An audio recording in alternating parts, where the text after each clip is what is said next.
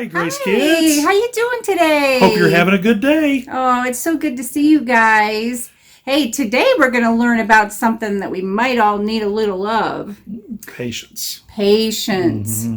Yeah, I know. It might be getting a little long, but we're going to learn that, you know what? There's people in the Bible that struggle with patience too, and Hmm. we're going to hear from them.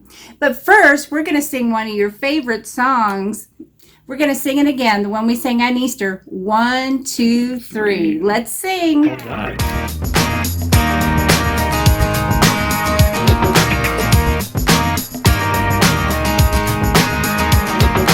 One, two, three. Jesus is alive. One, two, three. Jesus is alive. He died for you and me, but on day three, Jesus rose again. Jesus is alive. One, two, three. Jesus is alive. One, two, three. Jesus is alive. He died for you and me, but on day three, Jesus rose again. Jesus is alive. God loved the world, so He gave His Son. Jesus is our friend. He loves everyone. God loved the world, so He gave His Son. Jesus is our friend. He loves everyone. We sing one, two, three. Jesus is alive. One, two, three.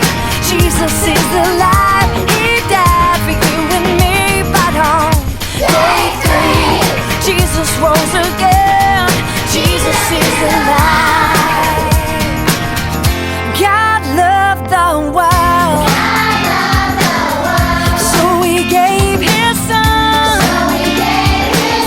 Jesus is our friend.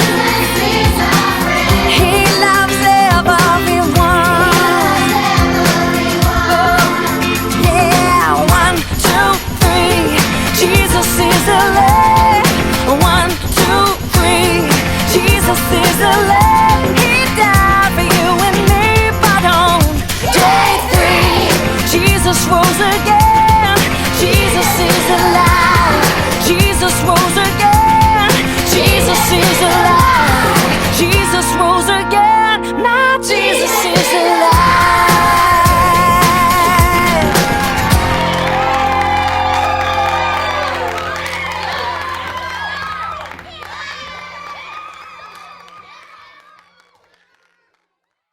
Okay, well, today we're going to learn about patience. You know, might be getting a little long for you to have to stay at home. You haven't got to go to school. Can't go do all those fun things that you like to do a lot. But aren't you glad we get to go outside? I'm really glad we do get to do that. So if it's a nice day today, I hope you're able to go outside. But we're going to hear from our friend Douglas, who struggles with patience. I know I do sometimes too. So let's listen to Douglas and see what he has to say about patience. You want to know what we're talking about today in Douglas Talks? Well, you're just going to have to wait and see.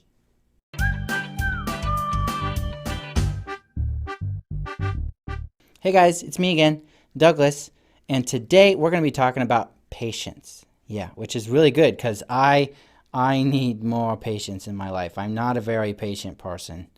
Yeah, no, I'm always burning myself on like soup or hot cocoa or anything that's too hot and you have to blow on it before you eat. I always just try to eat it right away and I always burn my tongue. I hate that taste in your mouth that comes from burning your tongue. And also I can barely stand it when we have to wait in line at school or something, like the lunch line or something like that. I hate waiting in lines. Like if you said, Douglas, you got to go wait in that line, you might as well say, hey, Douglas, you got to go jump in that frozen lake. Ugh, I can't stand it. I get so impatient. But really, the other day, my lack of patience really got the best of me because I Well, okay, so on Saturday mornings, my dad, oftentimes he'll make us breakfast. He likes to make pancakes, and I like him to make pancakes because pancakes are delicious.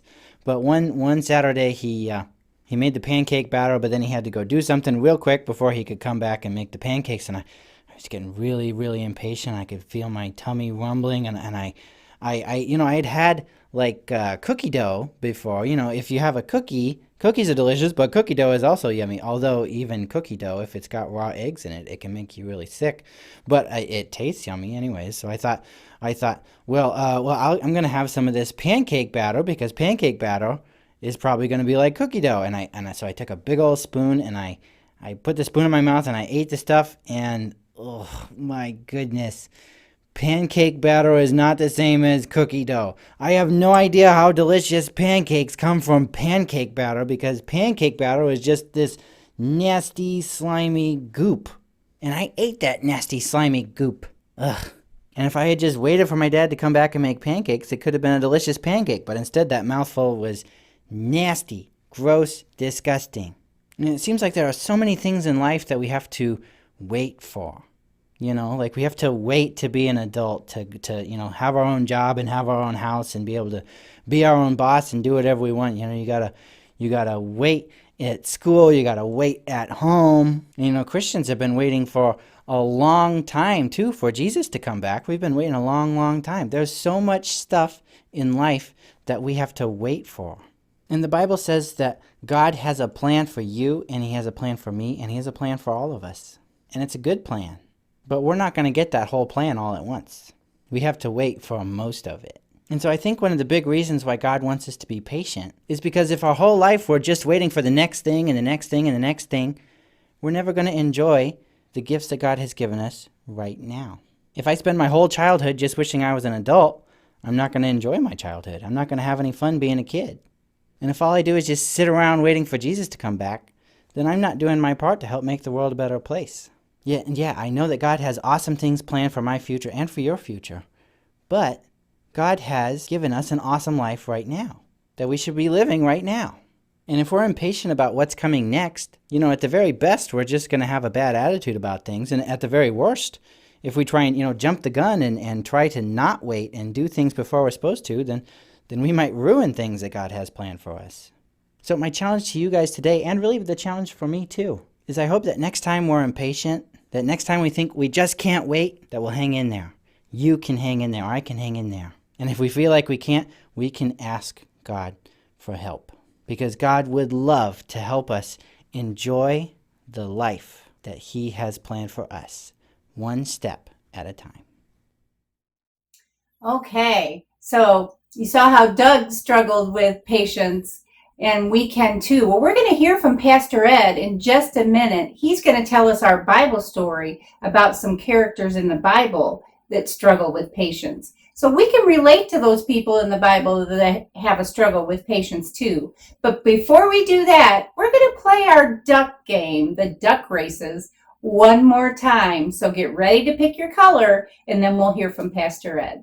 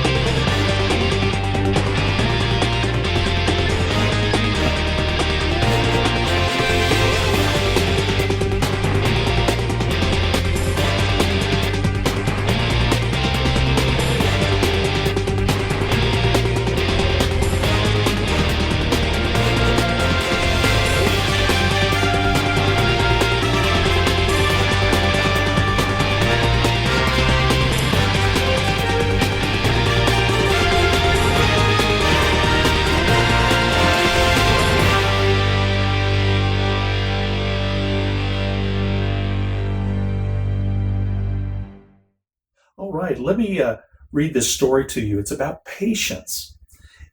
It's from the Bible. Here's what it says. Martha loved to have friends over for dinner.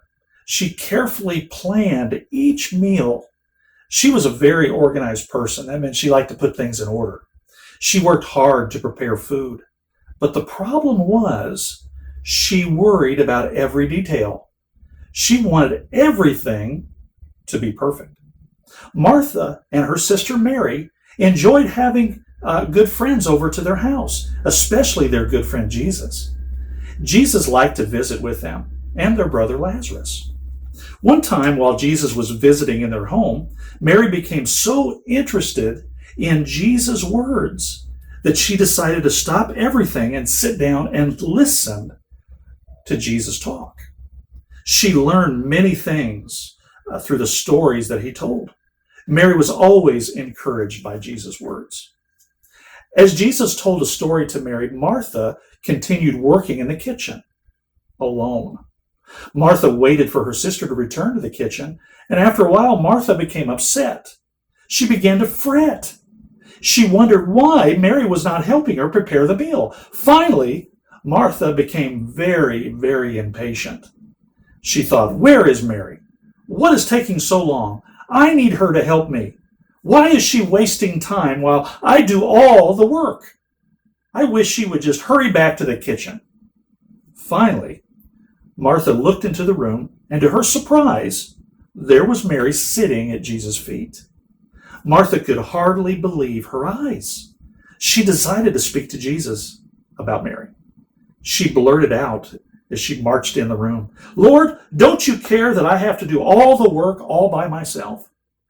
While Mary is sitting here and she's doing nothing? Tell my sister to get up and come back to the kitchen and help me. Jesus surprised Martha with these words. He said, Martha, Martha, please stop worrying. Be patient. You are upset over too many little things. Mary is doing the right thing. She's sitting here listening to me. And that's exactly what she should be doing. And so should you. You know, sometimes we do a lot of good things. And it's good to do good things. But sometimes we allow those things to overcome us and worry us. So much so that we don't take time to learn about Jesus. Think about Jesus. Grow to be like Jesus. You know, we can get involved with sports, and we can get involved in games, and we can get involved in a lot of even fun things that we forget about Jesus. And that's what happened to Martha. But Mary didn't forget about Jesus. She knew he was the most important thing. And I just hope that you too will learn patience, and you will learn also to love Jesus more than anything else. Hey, kids. Hey, if your mom is in the room right now, why don't you ask her to go in the other room? Because we want you to do a little bit of a surprise for her next week. Next week, we want you to be able to sing this next song to your mom. So if she's in the room, tell her to go in the other room. So I want you to listen to this next song, and then all week long, you can come back and listen to this tape and learn this song. So next week, you can sing it for her.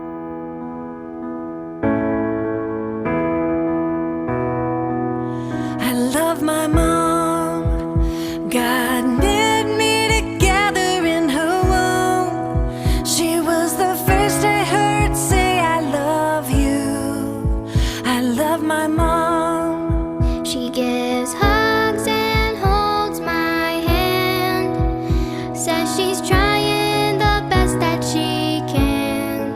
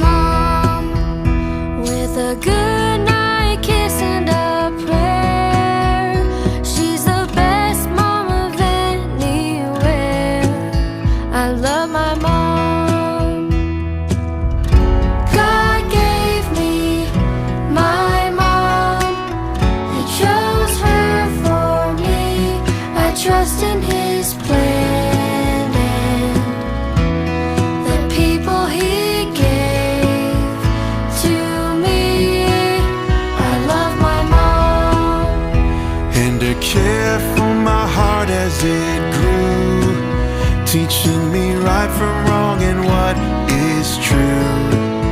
I love my mom. She chose life and gave me a home. When the years speed by and I'm grown, still I love my mom.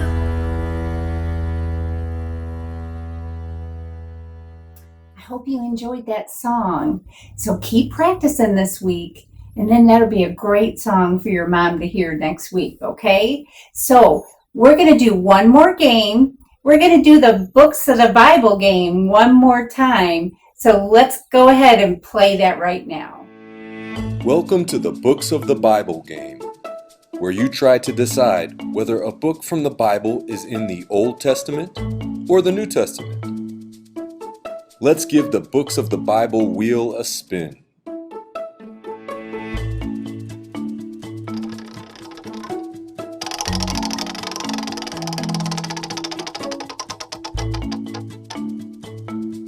The first book is the Book of Ruth. If you think the Book of Ruth is in the Old Testament, then clap your hands. If you think the Book of Ruth is in the New Testament, then make a bird noise.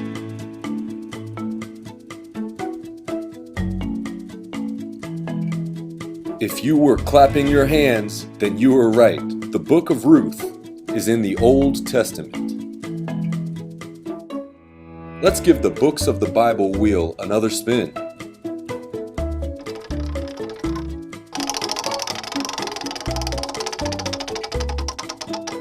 It looks like this time the wheel landed on 1st and 2nd Timothy. If you think these books are in the Old Testament, wiggle your nose. If you think they're in the New Testament, pull on your ear.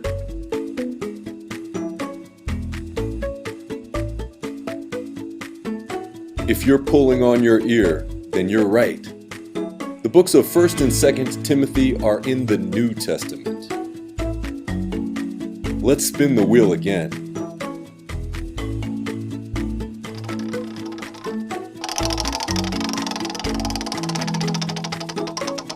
This time, the books of the Bible wheel landed on the Book of Judges. If you think the Book of Judges is in the Old Testament, then stick out your tongue. If you think the Book of Judges is in the New Testament, then scratch your head.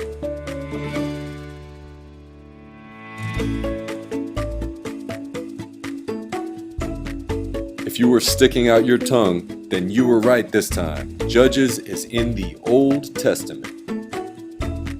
Let's see what book the wheel lands on next.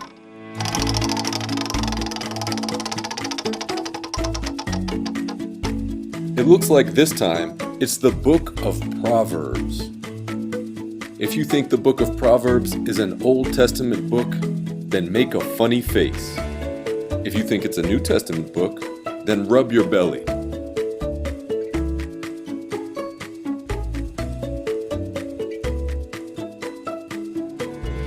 If you were making a funny face, then you're right.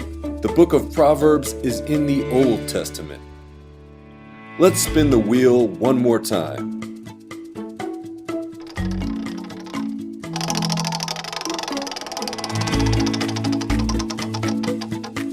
The last book that the books of the Bible wheel landed on is Hebrews. If you think Hebrews is in the Old Testament, touch your nose. If you think the book of Hebrews is in the New Testament, roar like a lion.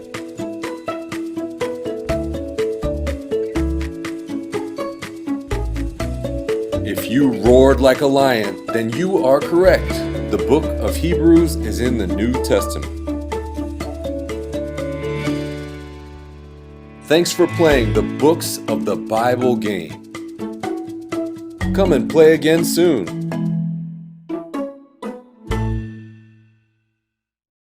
All right.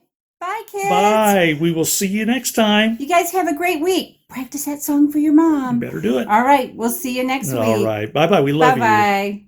Bye-bye. Love you.